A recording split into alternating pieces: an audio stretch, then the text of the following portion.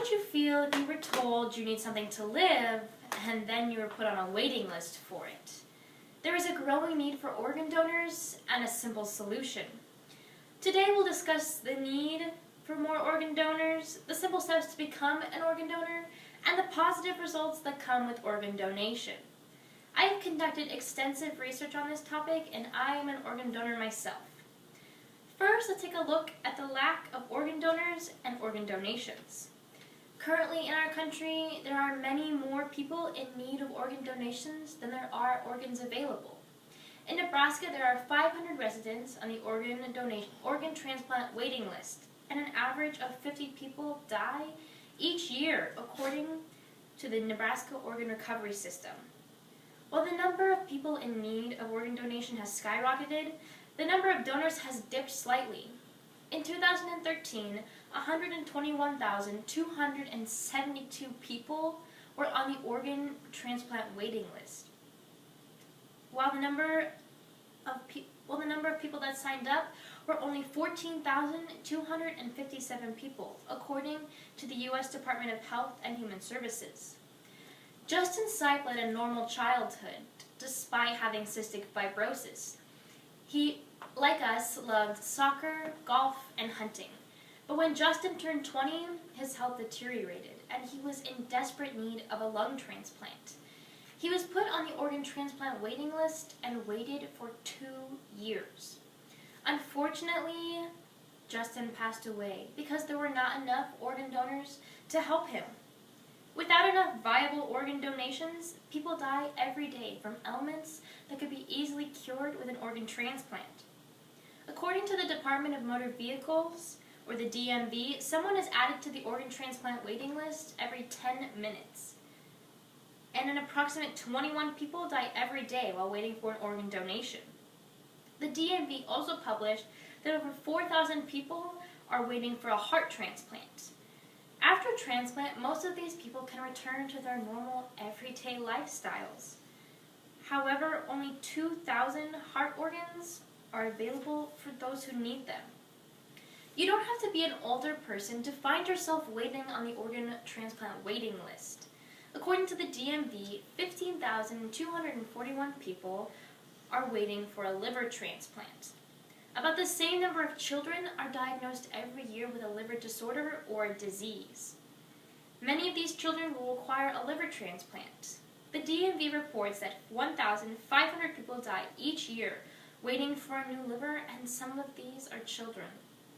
Second, let's examine the simple steps to becoming an organ donor. Becoming an organ donor is easy, and by the end of this speech, each of you will be able to become one. To become an organ donor, you do not need a driver's license, state ID card, or a social security number. And you can sign up in a number of ways. You can sign up quickly by going online to the Nebraska Department of Motor Vehicles website, dmv.nebraska.gov, and click on Nebraska Organ Donor under the external quick links. You can fill out the paper registration at your local DMV office and send it back through the mail. Another way to register is when you apply or renew your driver's license or state ID card, you can sign up there. It only takes a moment and you shouldn't delay. John is 25 and works for a local construction company. He enjoys his work and loves life. Unfortunately, one day John is involved in a tragic worksite accident and passes away. Luckily for 5 people on the Nebraska organ transplant waiting list, John loved life so much that he took a few minutes of his time and signed up and became an organ donor. I am also an organ donor. I didn't sign up to become an organ donor when I first registered for my driver's license, but while I was doing research for this speech, I saw the need, and I decided that I wouldn't delay any longer in becoming an organ donor. I went online to the website and signed up. I need to provide my name, my address, my birth date, and my email address. It took 2 minutes, and it was painless. Organ donation is painless. It's easy to do, and it only takes a few minutes. Still, many people find reasons to not sign up. Truly, there are few legitimate objections to organ donation. Most major religions support organ donation. During the registration, you can specify in which organs you'd like to donate.